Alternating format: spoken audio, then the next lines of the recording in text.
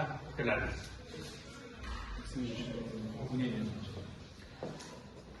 Хорошая игра, как бы две молодые команды, и приятно, что они готовы играть.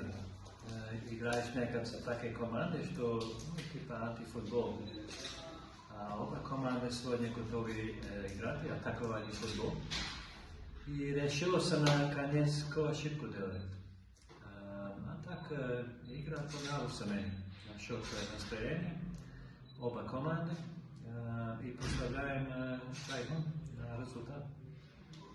Yolunda ikki tomonda ham futbol o'ynashga intildi. Ba'zi bir O'zbekiston futboliga o'xshab antifutbol o'ynamadi menimcha. Bitta xatogacha o'yin bo'ldi. Shu bizda xato qildik. Shundan undan foydalanib jamoamiz. Meni xursand qilgan o'yin yo'qdi. O'sha o'yin yo'qdi. Jahon jamoasini g'alaba bilan tabriklayman. Jamoa ikkinchi tur mag'lubiyatga uchrayapti. Bunga sabab psixologический yetishmayapti. Второй тур уже проигрываете. Какой это причина проигрыша? Второй тур уже психологически, может, команда не готова, спрашиваю. Это новая команда. Только 2 месяца работаем, что собирали команду. Это достаточно процесс. Для меня это не взрослая команда.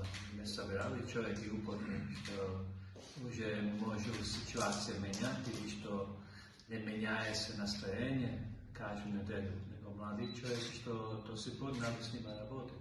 На всей стороне. Не только футбольской стороне, но на этой стороне тоже psixologической, эмоциональной стороне. Biz komanda 2 oy qolganda chempionatga yig'dik komandani.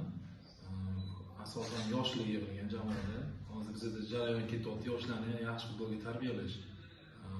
O'shaning uchun bular yoshida hozir shunaqa o'zgaruvchan bo'lib turibdi xarakteri va o'sha yetishmayapti, qaysi birigadir psixologik, qaysi birigadir fizik, shuni ustida ishlayapmiz. Xudo xolasa, yil davomida uni o'zgartirib yaxshi harakat keltiramiz deb o'ylayman. Katta optim o'yinchilar bo'lganda, misol Oliy Ligaga o'xshab, ularga o'zi shart emas edi, misol uchun ularni oldinroq yig'ib, yaxshi jamoa shakllantirsa bo'lardi. Bizga shu tarafdan qiyin bo'lyapti. 2 oyga oldin yig'ildik, asosan 1 oy shug'ullandik deb o'ylayman. Pro Liga debyutanti Jayxun haqida fikrlaringiz? Про дебютант Pro Лиги они в этом году вышли, про Джахон что-нибудь скажите? Да, самое жалко здесь футбол насчет условий. Это почти каждую неделю говоришь насчет этого. Условий нет, не хватает здесь за молодые команды, да, хорошо добавить от себя. Я не говорю только за поле, но на всей стране, за питание, за специалисты на всей стране. Талант видно здесь есть. Ты в любую команду ходишь сейчас, молодые команды, что играют, Премьер-лига, Про-лига, видно там талант есть. Как se работает с этим талантом со временем, это по-другому. Jahon jamoasini o'yini menga yoqdi bo'ldi. Futbol o'ynashga intilgan jamoa, ham yosh jamoa bo'lishiga qaramasdan,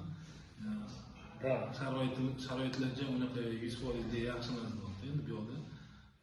Lekin shunga qaramay, yosh bo'lsa ham jamoa futbol o'ynashga intilyapti. O'sha narsasi yoqdi. Aytyaptiki, ko'p komandalarda shunaqa birinchi liga, Pro Liga, Jahonga o'xshagan komandalarda talantli bolalar bor. Talantli bolalar bor. Jahonda ham bor ekan, menga yoqdi bo'lyapti, 3-4 talantli bolalar. Lekin bular bilan endi ish jarayonida to'g'ri yo'nalishda ishlash kerak. To'g'ri yo'nalishda ishlansa, kelajakda yaxshi